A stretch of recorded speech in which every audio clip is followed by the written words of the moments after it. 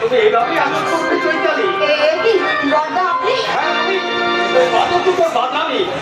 তোমার ওই লজ্জার হাত থেকে মুক্তি দিতে শেষ কথাটা কিন্তু আমি কি কথা বলবো আমার ইচ্ছে এই সামনে সুলগ্নে এই চৈতালিকে আমার বসন্তর বউ করে আমি ঘরে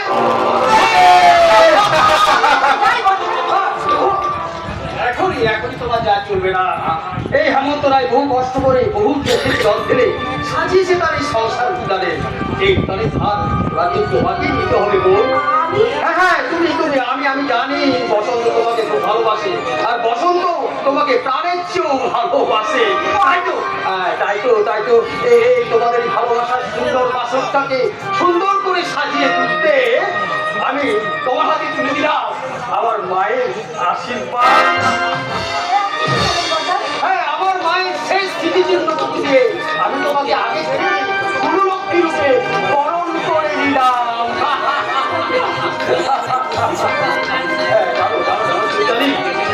আমার বাবা যখন মারা গেল না তখন এই সিদ্ধান্তটা মাত্র পানি সংসারের সব আর আমার দায়িত্ব আমার কাঁধে।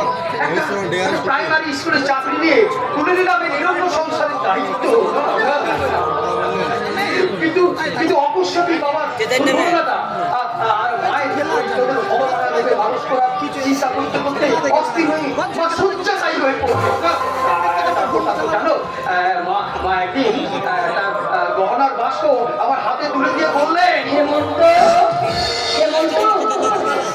তোর ছোট তিন ভাইকে আমি মানুষ করার দায়িত্ব আমি তোর হাতে তুলে দিয়ে গেলাম আর সেই সঙ্গে দিয়ে গেলাম এই গহনার বাক্স। প্রয়োজনে একটা বিক্রি করে তুই ওদেরকে মানুষের মতো মানুষ করিস। কিন্তু এই সোনার বালা দুটো তুই বিক্রি করিস না। হ্যাঁ বলেছিল তুই যখন এই সংসারের কুললক্ষ্মী আনবি তার হাতে তুলে দিয়ে বলবি এগুলো হচ্ছে মায়ের আশীর্বাদ। তাই তো মায়ের সবটাকে সার্থক করতে আমি বিদেশ পাঠিয়েছি ম্যাজিস্ট্রেট করতে বসন্তকে ডাক্তারি করাচ্ছি। এই সুশান্ত ছোট ভাইকে আমি গড়ে তুলতে চাই আদর্শ পুলিশ অফিসার।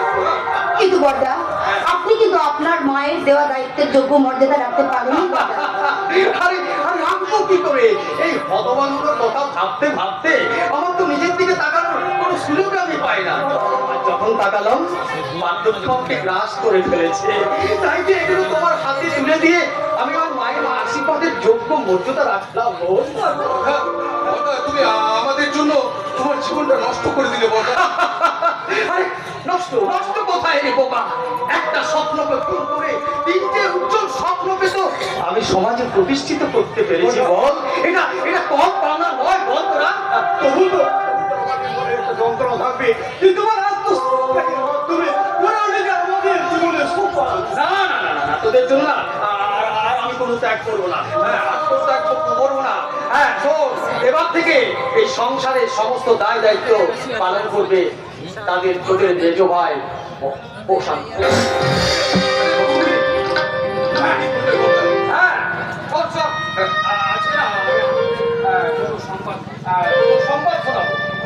প্রথম সংবাদ হচ্ছে কাল থেকে না আমার স্কুলের চাকরিটা থাকছে না।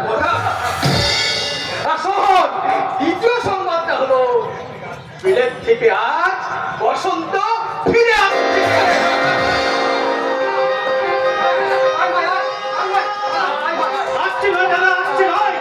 আমি এসে গেছি কারণ বুঝো তো ফার্স্টের ফ্লাইটে আমরা চলে এসেছি।